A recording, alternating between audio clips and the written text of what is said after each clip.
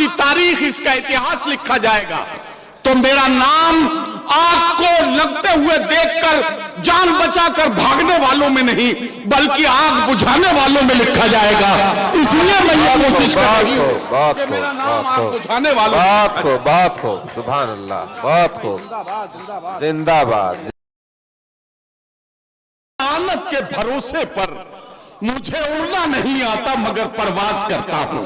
बात को आनत के भरोसे पर। वाह वाह वाह, बहुत शुक्रिया, वाह वाह।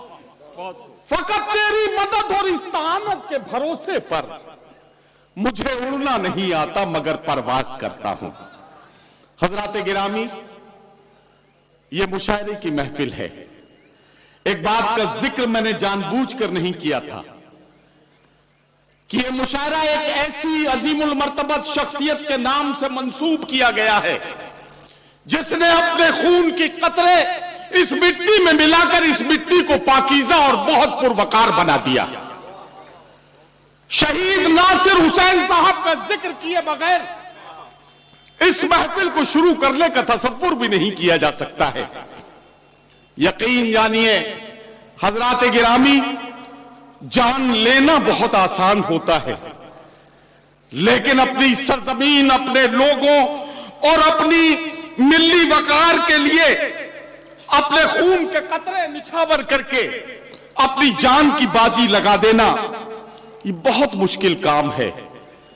परिंदों को, चरिंदों को, चींटियों को, छोटे छोटे जो जितने भी चरंद परंद आप देखते हैं इन्हें भी अपनी जान बहुत अजीज होती है। लेकिन जरा तसव्वुर करके देखिए कि अल्लाह की रजा के लिए मजलूम के साथ जिंदा दिली से खड़े होकर इस बात का सबूत पेश करना कि जिसका कोई नहीं होता है अल्लाह उसकी मदद के लिए भी किसी ना किसी को सहारा बना के भेजता है। यह काम किया था शहीद नासिर हुसैन ने, जिन्हें आज की रात हम खिराज अकीदत पेश कर रहे हैं। जो लोग गेट पे खड़े हैं वो लोग चेयर खाली है वहां बैठ जाएं।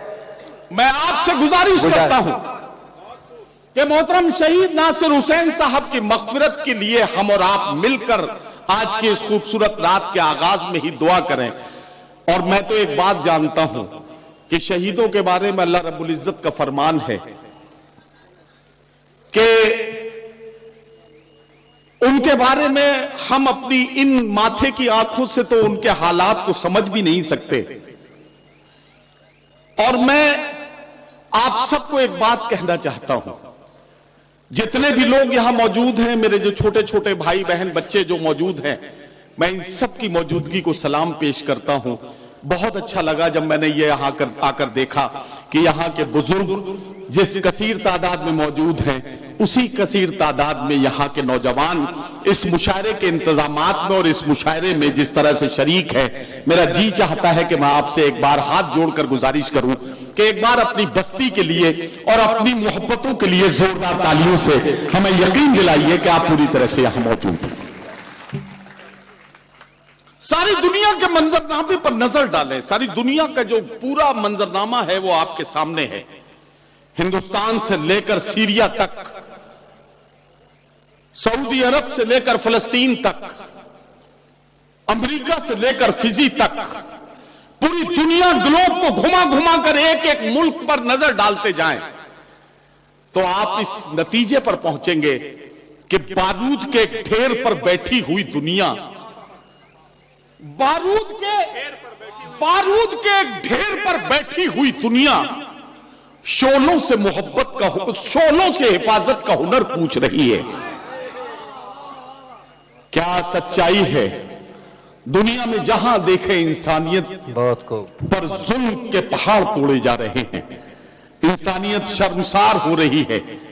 हम बार बार हालात को देखकर परेशान होते हैं और हमें इस तरह के शेर कहने पर मजबूर होना पड़ता है कि चिरागों के सफर में दबदबा हो आंधियों का तो फिर अंजाम जुल्मत के सिवा कुछ भी नहीं है।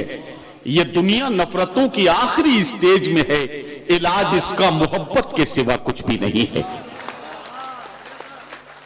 यह दुनिया नफरतों की आखिरी स्टेज में है, इलाज इसका मोहब्बत के सिवा कुछ भी नहीं है। अभी मैं देख रहा था कि हमारे साबिक एमएलए शिवजी राय साहब इस्तकबाल कर रहे थे मेहमानों का। दो लोगों में आपस में साले और बहनोई का रिश्ता बताकर हल्की फुल्की मजाक हो रही थी। मैं देख रहा था कि यही तो वो हिंदुस्तान है जिसका हम ख्वाब देखते हैं। हम दावा यूं ही नहीं करते, बल्कि दावा करने की वजह यह है कि हम ये जानते और मानते हैं कि हवेली झोपड़ी सबका मुकद्दर फूट जाएगा अगर ये साथ हिंदू मुस्लिमों का छूट जाएगा। दुआ कीजिए कि हम में प्यार के रिश्ते रहें कायम, ये रिश्ते टूट जाएंगे तो भारत टूट जाएगा। बेशक बेशक दुआ कीजिए, बात खूब बात खूब। दुआ कीजिए कि हम में प्यार के रिश्ते रहें कायम, ये रिश्ते टूट जाएंगे तो भारत टूट जाएगा। बेशक बेशक। कुछ लोग पूरी तरह से अब मेरे मतलब के हो गए हैं, लेकिन कुछ लोग अभी भी हाथों को जेब में डाले आराम से बैठे हुए हैं। मैं उन्हें बताना चाहता हूं कि सावधान, आप कैमरे की नजर में हैं। ये जो कैमरे आपको कवर कर रहे हैं, रिकॉर्ड कर रहे हैं, कौन सा कैमरा कब आपकी कौन सी हरकत को रिकॉर्ड कर ले। ये जो मुशायरे यूट्यूब के जरिए दुनिया के 58-60 मुल्कों तक पहुंचते हैं, इनके जरिए जब इस मुशायरे की रुदात पहुंचेगी, जब कोई दुबई में बैठा हुआ शख्स मधुबन का ये मुशायरा देख रहा होगा, सुन रहा होगा, तो जब कैमरा आपके सामने से गुजरेगा, आपका मुरझाया हुआ चेहरा, जेब में पड़े हुए हाथ और आप पता नहीं किस ख्याल में गुम, ये देखकर कोई भी दुबई में बैठा हुआ आपके इलाके का इंसान ये समझेगा कि क्या अच्छी बात हो रही थी, क्या अच्छी शायरी सुनाई जा रही थी, लेकिन भाई साहब के कुछ भी समझ में नहीं आ रहा था। मैं आपको बताना चाहता हूं, मुशायरे में बैठने का सबसे बेहतर तरीका यह है कि अगर शेर समझ में आए तो खुल के दाद दीजिए, और समझ में ना आए तो और ज्यादा दाद दीजिए, ताकि लोगों को लगे कि मुश्किल शेर था लेकिन आपकी समझ में आ गया। बेशक बात को ठीक है ना। बात धीरे धीरे मैं आपको समझाता जाऊंगा। अब ये तो मैंने आपको बताया कि हम इस तरह का हिंदुस्तान देख रहे हैं। मैं बिहार में खड़ा हूं, उत्तर प्रदेश से आया हूं, लेकिन मुझे अब कहना पड़ेगा कि कुछ महीने हो चुके हैं, बंद है हम पर मटन। हंस रहे हैं आप, हंस रहे हैं, हम अपनी हालत का रोना रो रहे हैं, आप हंस रहे हैं। आपको आसानी से मिल रहा है इसलिए आप हमारी हालत पे हंस सकते हैं। कुछ महीने हो चुके हैं, बंद है हम पर मटन, दावतों में खा रहे हैं भिंडियां अहले सुखन, खा के घुइयां क्या दिखाए शायरी के बागपन, सूख के पालक का पत्ता हो चुके हैं गुलबदन, नफरतों की भीड़ में देखो तो क्या क्या खो गया, सब्जियां हिंदू हुई बकरा मुसलमान हो गया। नफरतों की भीड़ में देखो तो क्या क्या खो गया, सब्जियां हिंदू हुई बकरा मुसलमान हो गया। लेकिन हजरात गिरामी, हालात चाहे जैसे हों, मोहब्बत करने वालों का तरीका यही है। जिस तरह से हमारा मानना यह है कि आग से आग को नहीं बुझाया जा सकता है, आग को बुझाने के लिए पानी की जरूरत पड़ती है, इसी तरह से नफरत को नहीं मिटाया जा सकता है। नफरत का मुकाबला करना है, नफरत का सामना करना है तो मोहब्बतों के हथियार लेकर निकलना पड़ेगा। नफरत का मुकाबला करने के लिए सिर्फ मोहब्बत ही वो तरीका और रास्ता है जो उसका सामना कर सकता है। मैं बड़ी जिंदादिली से ये बात कहना चाहता हूं। एक मुशायरे में मुझसे एक पत्रकार ने कहा कि नदीम साहब आप पागल हो गए हैं, क्या आप समझते हैं कि इतने मुश्किल माहौल में जहां हर तरफ नफरतों का माहौल बनाया जा रहा हो, आपकी ये थोड़ी देर की गुफ्तगू क्या इस माहौल को बदल पाएगी? मैंने उससे कहा कि मेरे भाई, मैं मानता हूं हो सकता है मेरे कहने से कोई असर न पड़ता हो। मुझे तो वो वाकया याद आ रहा है कि जंगल में जब आग लगी, जंगल की आग जब लपटें बनकर आसमान को छू रही थी, एक छोटी सी चिड़िया एक ऊंचे पेड़ पर बैठी हुई ये तमाशा देख रही थी। चिड़िया अपने पेड़ से उड़ी, दौड़कर उड़ते हुए तालाब पर पहुंची, अपनी चोंच में 2 कतरे पानी के लेकर आई और उसने उस धधकती हुई आग पर आकर अपनी चोंच को खोल दिया। एक बंदर दूर बैठा तमाशा देख रहा था। बंदर ने कहा, कहे बेवकूफ चिड़िया, क्या तू समझती है कि तेरी चोंच का ये 2 बूंद पानी इस आसमान से बातें करती हुई आग को बुझा सकेगा? तो चिड़िया ने बड़ा ऐतिहासिक और तारीख साज जवाब दिया।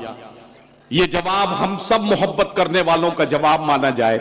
उस चिड़िया ने कहा कि मैं मानती हूं कि मेरे चोंच के 2 बूंद पानी की कोई औकात और हैसियत नहीं, लेकिन मैं इतनी ही सच्चाई से यह भी मानती हूं कि कल जब जंगल में लगी हुई इस आग की तारीख, इसका इतिहास लिखा जाएगा, तो मेरा नाम आग को लगते हुए देखकर जान बचाकर भागने वालों में नहीं, बल्कि आग बुझाने वालों में लिखा जाएगा। इसलिए मैं ये कोशिश कर रही हूं कि मेरा नाम आग बुझाने वालों। बात हो सुभान अल्लाह, बात हो, जिंदाबाद जिंदाबाद। बहुत शुक्रिया, बहुत शुक्रिया। तो अब बहुत देर अब बात नहीं करूंगा, क्योंकि अपनी आकिबत को खतरे में डालना होगा अगर ज्यादा देर बात करूंगा। राणा रंजीत सिंह साहब, शिवजी राय साहब, doctor Santosh Kushwaha ji, doctor MM आलम साहब, मंजर इमाम साहब जो कमेटी के सदर हैं, आकिल रहमान साहब सचिव, अशरफ खान साहब उप सचिव, मोहम्मद कासिम साहब संयोजक, नियाज मंसूरी साहब आयोजक, इमरान खान उर्फ चांदी खान साहब कैशियर, मौलाना सरफराज साहब उपाध्यक्ष, मोहम्मद सैयद इमाम साहब, गब्बर साहब, अलाउद्दीन साहब, इन तमाम अदब दोस्तों को बहुत बहुत सलाम, बहुत बहुत इनका शुक्रिया कि इन्होंने आज की इस खूबसूरत सी महफिल में मुझे शरीक होने के लिए मौका दिया। मैं आप सबका शुक्रिया अदा करता हूं और अब मुशायरे के पहले शायर से आपकी मुलाकात कराने जा रहा हूं। नौजवानों, मैं उन बच्चों से भी मुखातिब हूं जो पहली बार मुशायरे की महफिल में आए हों। मुशायरे का अपना तरीका यह है कि हम मुशायरे की महफिल का आगाज उस जाते गिरामी के जिक्र के साथ करते हैं जिसे वजह तखलीक कुल कायनात और मुहसिन इंसानियत के नाम से पूरी दुनिया ने जाना और समझा।